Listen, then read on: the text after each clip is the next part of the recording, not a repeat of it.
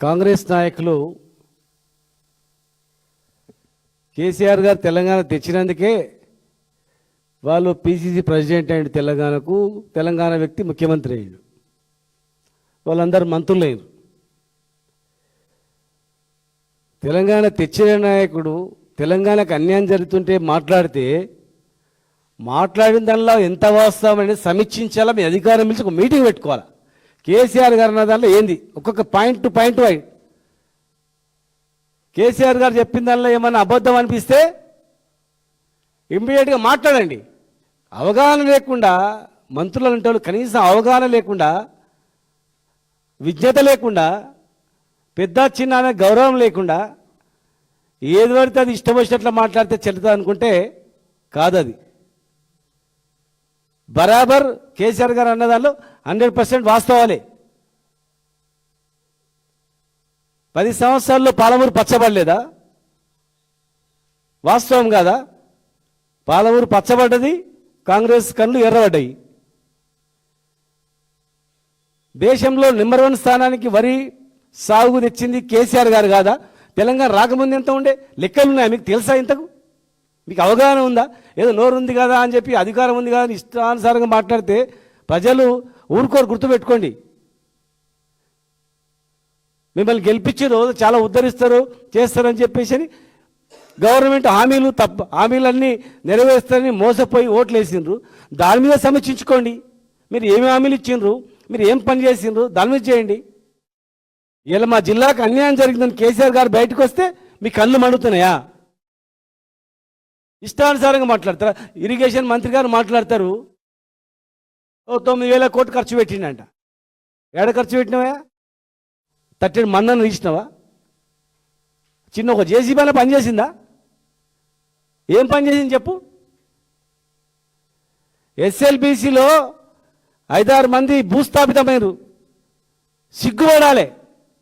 ఇంత నైపుణ్యం ఉంది ప్రపంచవ్యాప్తంగా.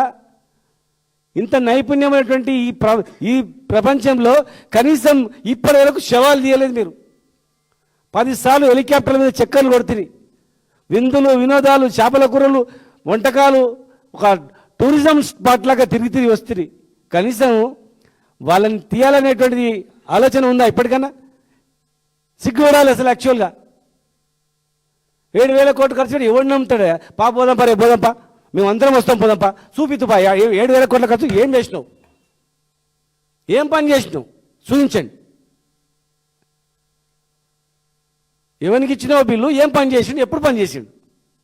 ఏ ఊర్లో పని చేసిండు? ఎవరిని గెలవకుండా అర్ధరాత్రి వచ్చి పని చేసిపోయిందా? ఇంకొక ఆయన మాట్లాడతాడు, హైకోర్టులో, సుప్రీంకోర్టులో ఇరిగేషన్ కాదు ఇది డ్రింకింగ్ వాటర్ అని చెప్పి అనుమతులు, డ్రింకింగ్ వాటర్ కావాలని చెప్పి మాట్లాడిండు.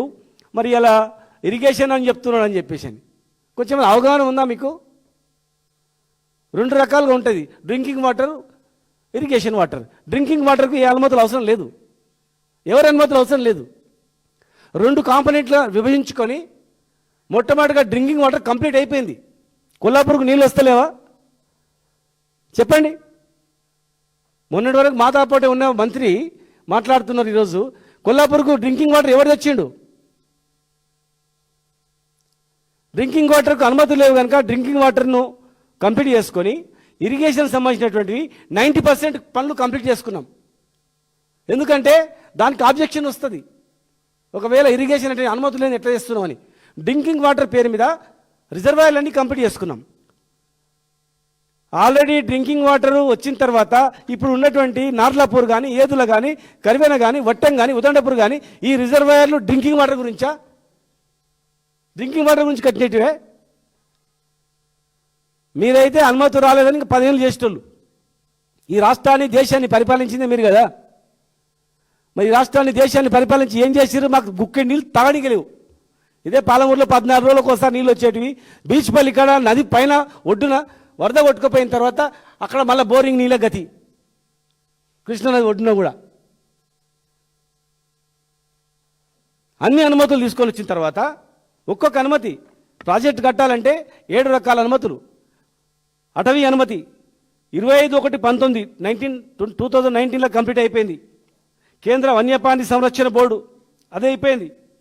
కేంద్ర విద్యుత్ ప్రాతిపదిక సంస్థ సిఈఏ అంటారు, సిఈఏ అది 17/3/23లో అయిపోయింది. Central soil material research station అనుమతి అది కూడా 5/6/2023లో అయిపోయింది. కేంద్ర గిరిజన మంత్రిత్వ శాఖ అనుమతి కూడా 17/7/2023లో అయిపోయింది. కేంద్ర భూగర్భ జల బోర్డు అంటే CGWB అది కూడా 28/7/2023లో అయిపోయింది. 2023లో ఇవన్నీ ఎవరున్నారా? గవర్నమెంట్ ఎవరు? మీరున్నారా? కేంద్రంలో మీరున్నారా లేకపోతే రాష్ట్రంలో మీరున్నారా? చివరిగా పర్యావరణ అనుమతి ఈఏసి కేంద్ర పర్యావరణ అటవీ మంత్రిత్వ శాఖ అది టోటల్గా దానికి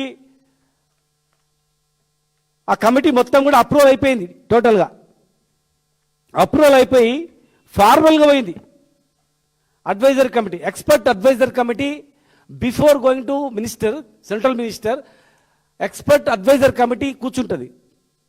ఎక్స్పర్ట్ అడ్వైజర్ కమిటీ ఎప్పుడైతే కూర్చొని డిసైడ్ చేస్తుందో ఆబ్జెక్షనబుల్ లేకుండా ఫార్మల్గా మంత్రి దగ్గర పోయి సంతకం అవుతుంది అంతే. జస్ట్ సంతకం అవుతుంది, సిగ్నేచర్ అంతే, సిగ్నేచర్ నుంచి పోతుంది. మినిస్టర్కి కన్నా ముందు కమిటీ డిసైడ్ చేస్తుంది. కమిటీ డిసైడ్ చేసి ఓకే అయింది. 7th కమిటీ అది expert committee, expert advisor committee complete అయిపోయిన తర్వాత జస్ట్ ఫార్మల్గా పోయేటువంటిది 90 TMCకి. 90 TMCకి ఫార్మల్గా వచ్చే అనుమతులను మీరు పర్సూ చేయక మళ్ళీ డిపిఆర్ పంపడానికి వాపసు వచ్చింది. నోరు మూసుకొని కూర్చున్నారు. మళ్ళీ ఇప్పుడు మిగులు జలాలు ఏవైతే ఉన్నాయో 45 TMC దానికి మీరు పంపుతామో ఏదో పని చేస్తామో అంటే మరి కట్టిన ప్రాజెక్టులు ఏమైపోవాలి? పాలమూరు ఏమైపోవాలి? నల్గొండ ఏమైపోవాలి? రంగారెడ్డి జిల్లా ఏమైపోవాలి? లక్ష్మీదేవిపల్లి ఏమైపోవాలి? డిండి ఏమైపోవాలా? ఏదుల ఏమైపోవాలా? నార్లాపూర్ ఏమైపోవాలా? ఉదండపూర్ ఏమైపోవాలా? కరివెన ఏమైపోవాలా? వట్టం ఏమైపోవాలా? వీళ్ళు రైతులు ఏమైపోవాలా? ఇక్కడ షాద్ నగర్ నుంచి లాస్ట్ నారాయణపేట వరకు పట్టుకుంటే మొత్తం ఈ ప్రాజెక్టు మీద ఆధారం వేరే బతుకుదేరు లేదు. ఇక